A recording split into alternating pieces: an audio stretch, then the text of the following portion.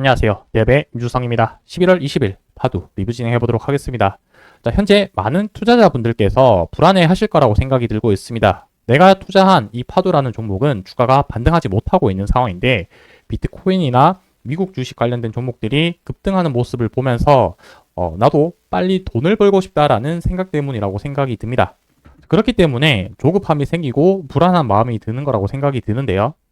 물론 내가 투자를 해서 바로바로 반등을 하면서 수익을 내는 부분도 중요하지만 내가 산업과 관련된 부분들 그리고 성장 가능한 부분들을 믿고 투자를 했었을 때 그때까지 결과가 나오는 것까지 기다리는 것 또한 저는 투자라고 생각을 하고 있습니다.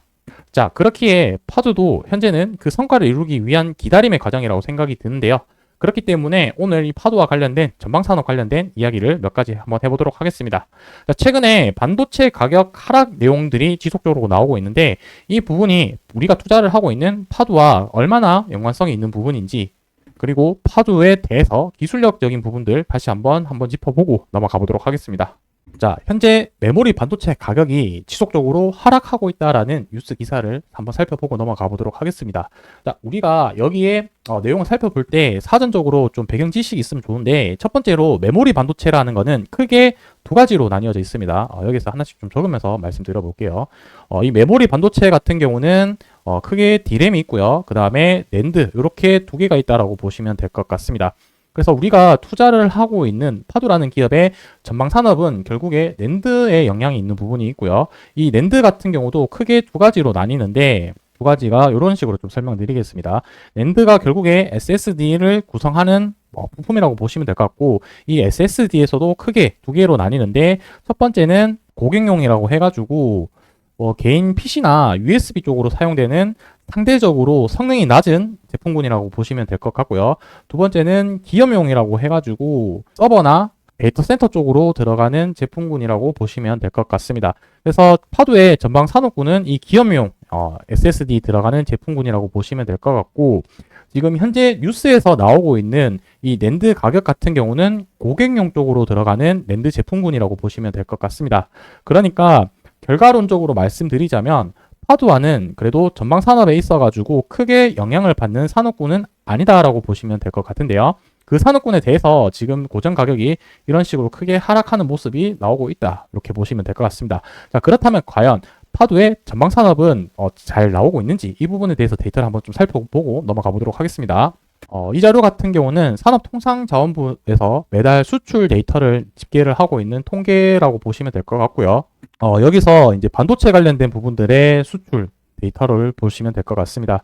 이 자료 같은 경우는 현재 10월까지 집계된 자료라고 보시면 될 것 같고 11월 같은 경우는 12월 1일 날 발표되기 때문에 최신 자료라고 보시면 될 것 같습니다. 그래서 우리 기업이 경쟁력을 가진 고부가 고성능 메모리 제품인 HBM과 DDR5에서 수출 비중이 확대가 되었다라고 적혀져 있고요. 결국에는 이제 AI 쪽과 관련된 HBM 제품군이라고 보시면 되겠죠.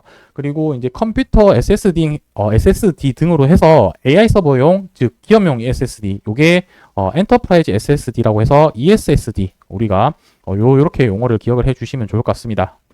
전년 대비 양호한 수준 수요가 지속되면서 올해 1월부터 10개월 연속 플러스를 기록을 하고 있다라는 것은 앞서 봤던 이제 고객용 SSD와는 상반되는 분위기라고 보시면 될 것 같습니다. 그래서 결론을 말씀드리면 파두와 관련된 전방 산업군은 아직까지 수요나 실적 부분들이 좋다 이렇게 결론을 내리고 넘어가도록 하겠습니다.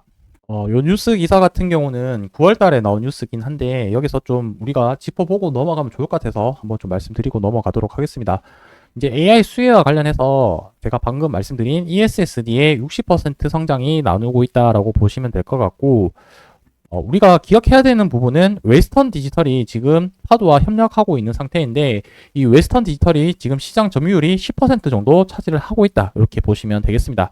그렇게 시장 점유율만 봤을 때는 높은 수준은 아니지만 삼성이랑 하이닉스를 제외하고는 키옥시아, 마이크론, 웨스턴 디지털 좀 비슷한 점유율을 가지고 있는 상황이기 때문에 거의 뭐 전체 시장에서 3등 정도라고 봐도 무방할 것 같습니다.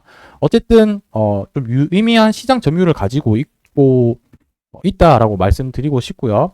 그리고 추가적으로 하나 더 말씀드리고 싶은 부분은 이 하이닉스가 현재 시장 주류인 TLC 부분이라고 이렇게 언급을 했습니다. 제가 이 부분을 왜 언급을 말씀드리자면은 웨스턴 디지털, 그러니까 파도와 협력하고 있는 웨스턴 디지털 같은 경우는 주력 제품이 TLC 제품이다라고 볼 수 있을 것 같고요.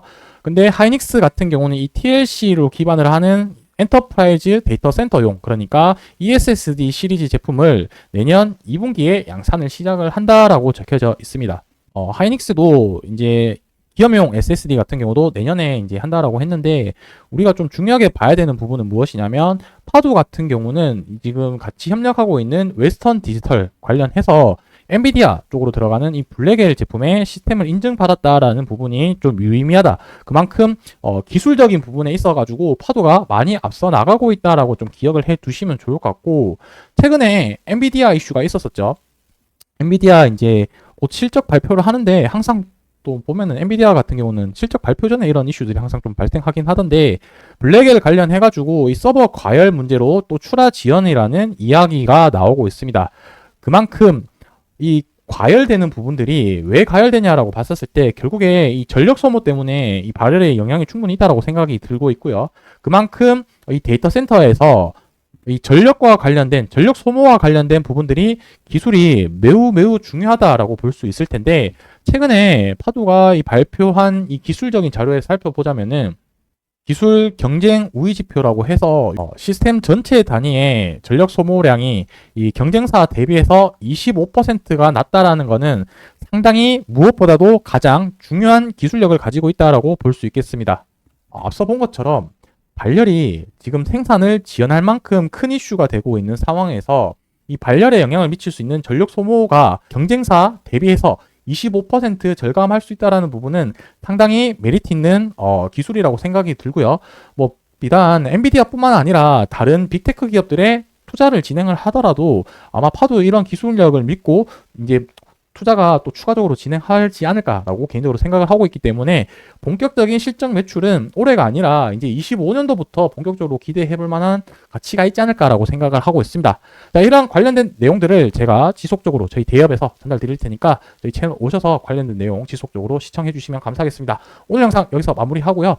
투자가 쉽지 않은 상황에도 불구하고 여러분들의 투자에 제가 조금이라도 도움이 될 수 있도록 관련된 내용들 지속적으로 전달 드리도록 하겠습니다. 감사합니다.